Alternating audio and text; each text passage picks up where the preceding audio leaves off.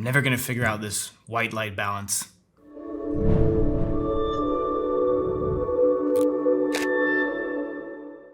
Hello, and welcome to our second or other studio, where we're going to be diving into more theoretical topics versus the classic tutorials we're all used to.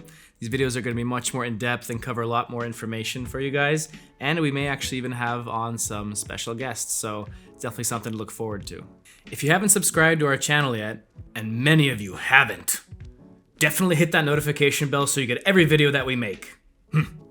Okay, now back to our main topic, which is white balance. And many of us, including myself, when we get a camera from the factory, we usually just set the white balance to auto, which in most cases is perfectly fine. But what happens when our light sources start causing problems and start mixing things up? How do you choose the right white balance settings on your camera? And how actually does even white balance work? Let's start at the beginning. This button right here, WB, or white balance, that tells your camera what the color temperature for this particular white we're dealing with is. Now I know what you might be thinking, how the heck does white have a color temperature? Well, here's the thing. Okay, so the majority of light sources we come across are going to either be a warm or cool style light. Your warm lights are going to be something like your old Edison filament light bulbs, and your cool lights are going to be more of your warehouse, office lighting, maybe even something in your fridge. And color temperatures are measured in Kelvin, where the lower numbers are going to be the warmer lights, and the higher the number, it's going to be much more bluish or sort of whitish to the human eye. So what we call daylight, and what the human eye actually sees, is going to be around 5,600 Kelvin. And the camera determines the white point on this Kelvin scale, if you will, and all the other colors are going to be placed somewhere on this scale. And to see what that looks like, let's take a look at a particular example.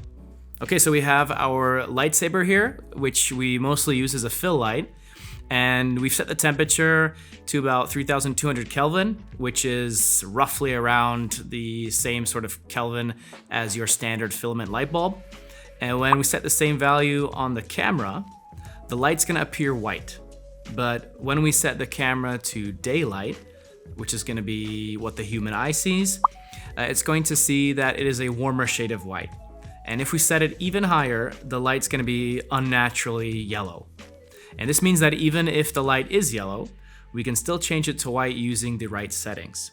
Whereas on the other hand, if we want the light to look a little bit more warm or yellow, even if it's not, we simply change the white balance to the cooler or higher Kelvin tones, and the light suddenly is going to appear a little bit warmer, even though the human eye would perceive it as white.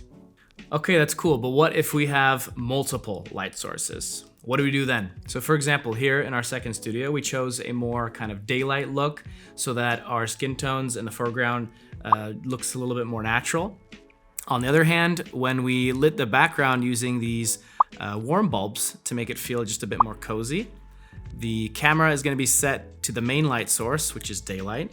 So we get the most natural lighting, and the rest just kind of looks nice and soft and cozy and like you'd want to be here and read a book or something. If we decrease the color temperature, we can see that the bulbs in the background get closer to more of a whiter daylight tone. And since daylight is cooler, myself right now, I'm turning more and more blue, like a blueberry. If we increase the color temperature, I turn from more of a white to more of a yellow, and then the warm yellows in the bulbs turn more and more orange.